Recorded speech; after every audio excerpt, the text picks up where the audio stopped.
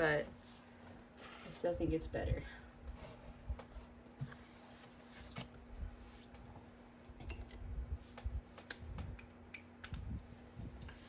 Okie dokie.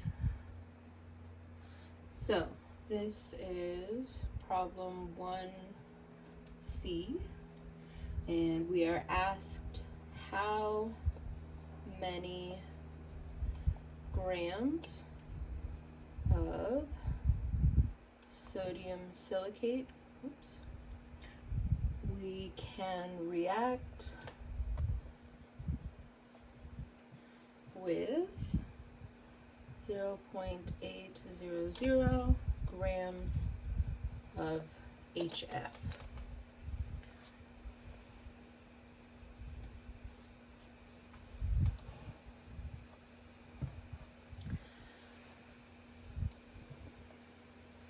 So here I'm going to go ahead and map the problem while you guys are still working on it. So I'm starting with grams of HF, right? That's what I'm given. And eventually I want to get to grams of sodium silicate, right? So whenever I start with grams, what's my first move?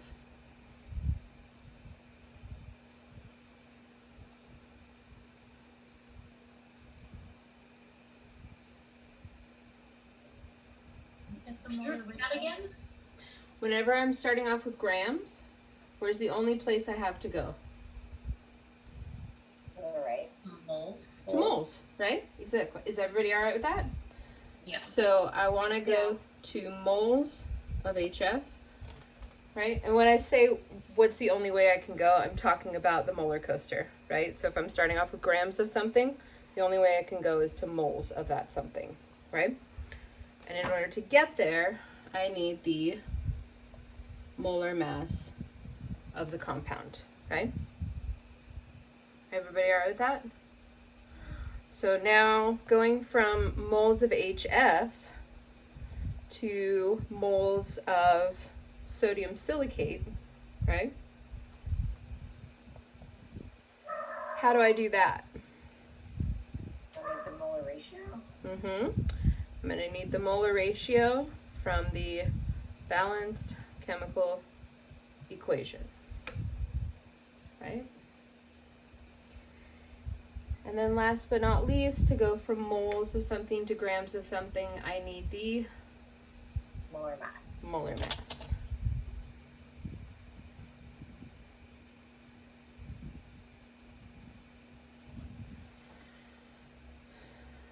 Everybody okay with this still?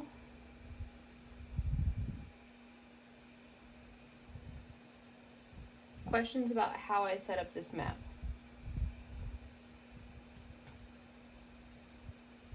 We're okay. Cool.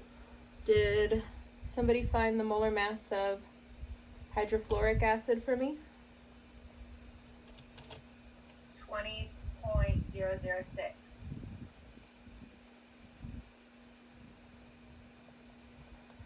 And the molar mass of sodium silicate? 99.072.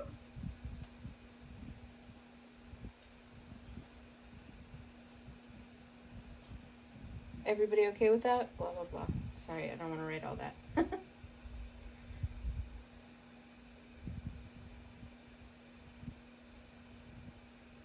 Everybody's comfortable with how to find a molar mass at this point, right? It looked like that was a go on the exam, so I'm not gonna put too fine a point on that. Cool. So now I'm starting out with 0.8 grams of, oops, sorry guys, of hydrofluoric acid. Excuse me. Yeah. What is BCE? Balanced chemical equation. Okay.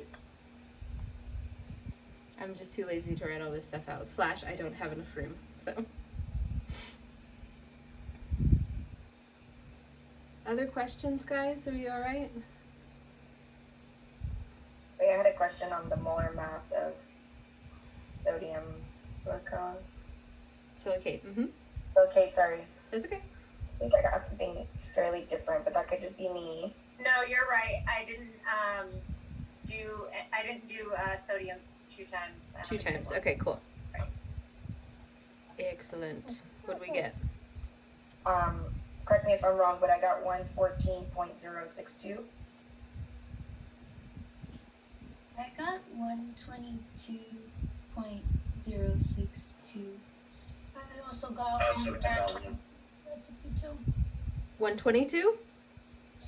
Yeah. Hey, why don't we just do it together? Let's just do it together. Yes, please. So, I need the molar mass of this guy. There we go.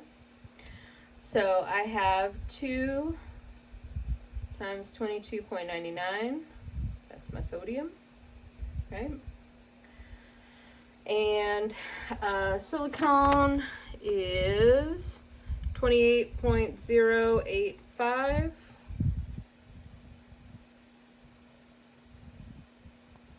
Right? And I need 3 oxygens.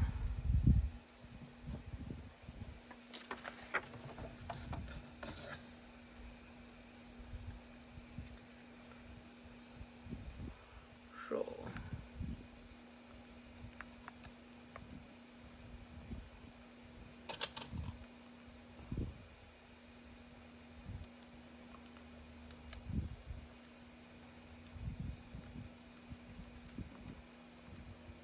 Whoop.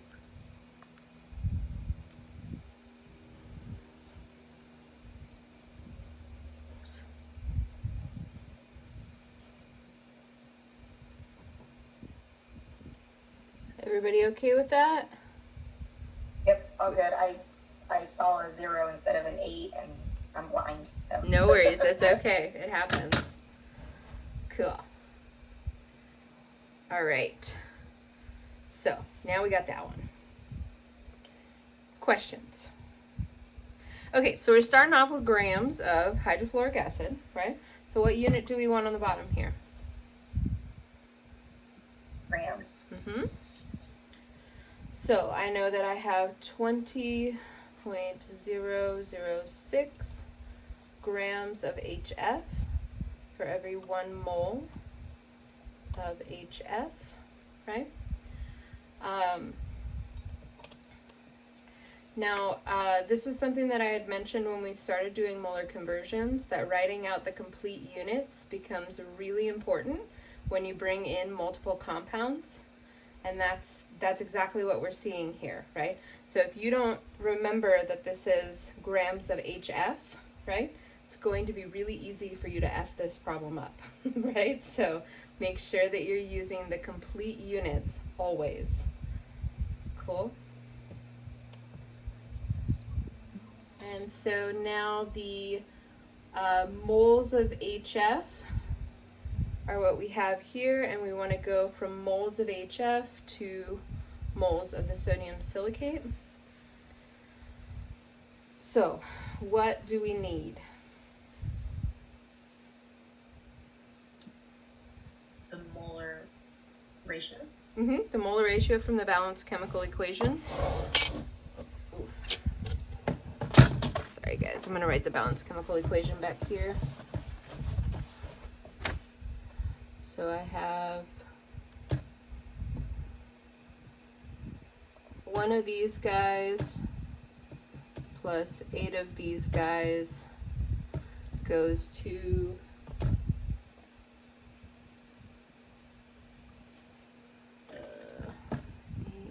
H2.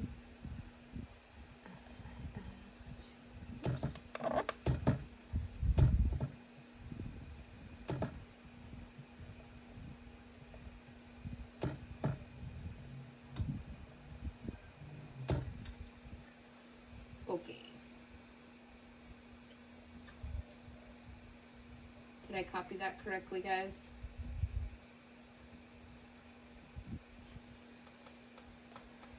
Yeah? So, where's the molar ratio that I need in this problem? So So I'm starting here, right?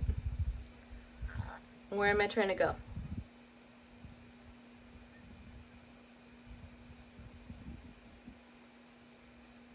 You only need the reactants Right. ratio. So I'm going from here to here, right? Everybody okay with me? So for every 8 HF, I have 1 sodium silicate, right?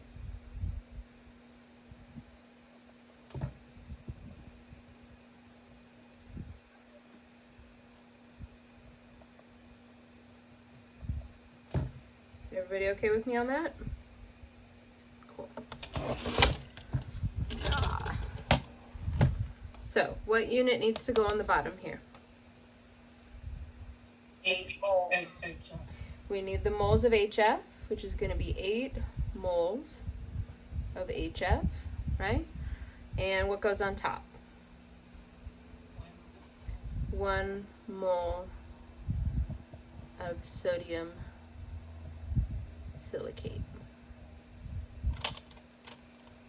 Right? Everybody okay with that?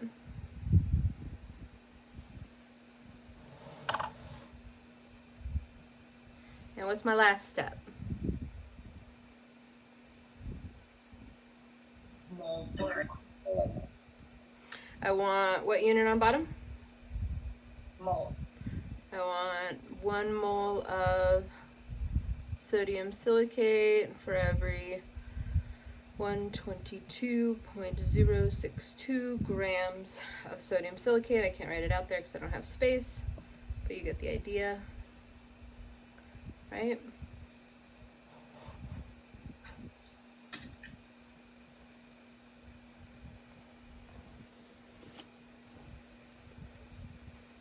Everybody okay with what we just did here?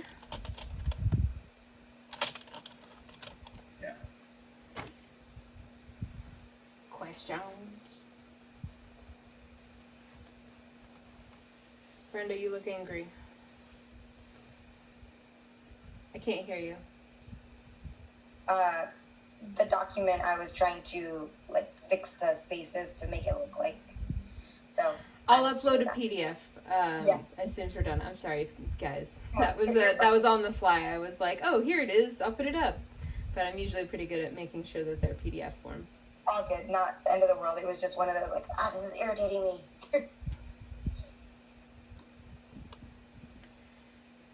me. So, what are we getting here? Here, 0.610. That's not what I got. I got 39.048. I got something totally different than both of them. All right. So, I got 4.88 grams. let's put it in a calculator, okay? So I've got parentheses. I'm always starting off with parentheses. 0.8 times 122.062, right? End parentheses.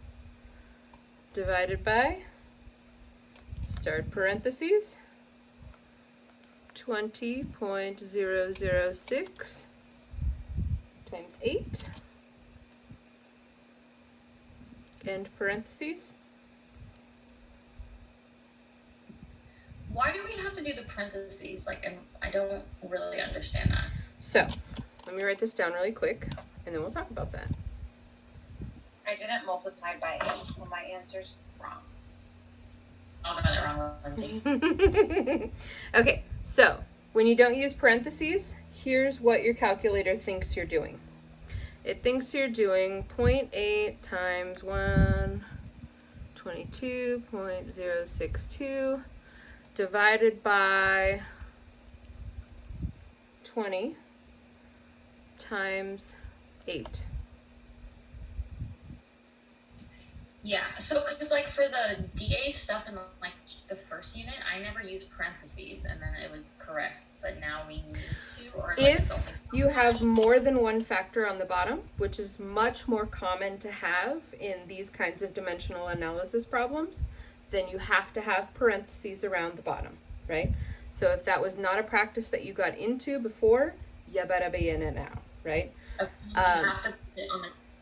Go ahead. So if there's more than one on the top, you want to put it on the top too. It's all about the bottom. The top is not as important as the bottom, right? Because literally what's happening here is your calculator is interpreting this as 0.08 times 122.06 divided by 20 multiplied by 8, right? And that is not what you're trying to do. So if you were to multiply across with both of these and then do the division, right? Which is what you want to do. That's when you need the parentheses.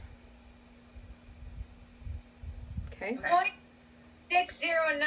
Oh, yay! Okay. I'm behind. Sorry. No, you're good. You're good. Does that make sense though, guys? I had to redo everything. Yeah. So this is when parentheses become super important, right? Parentheses and complete units. Is it just like a good rule of thumb to just always use them right now? Yes. It So won't mess things up at all. if you're always using parentheses, then you can kind of turn your brain off a little bit, right? Whereas if you're not using parentheses, then you have to be pretty vigilant in trying to figure out what the hell your calculator is doing with those numbers, right? So I did the multiplication on top and then the multiplication on the bottom first and then divided them. It's the same thing. Okay. Yes. That makes more sense. Yeah. Thank you. So there's multiple ways that you can approach these problems, right? But you know at the very least, if you were to multiply all these guys on top, write out the answer, and then multiply everybody on the bottom, write out that answer, and then do the division, right? You know that order of operations works. You would get this, right? So if your calculator gives you something that isn't that, right, then it's a matter of trying to figure out what the calculator is interpreting at that point, right? Now, I've done enough of these problems, and especially with grading students' work, that I'm pretty proficient in figuring out where the mistakes are happening, because I've done this all of the ways that you can do it wrong, and I figured out what those ways mean, right? But basically, the story goes, the calculator is very stupid, and it can only guess when you don't give it very specific instructions, right? So sometimes it might guess right, but sometimes it might guess wrong, right? So the more explicit you are in your instructions to the calculator, the better chance you're going to get it right. Other questions about this problem? How we doing? Yeah, it's okay. Pretty good. Cool.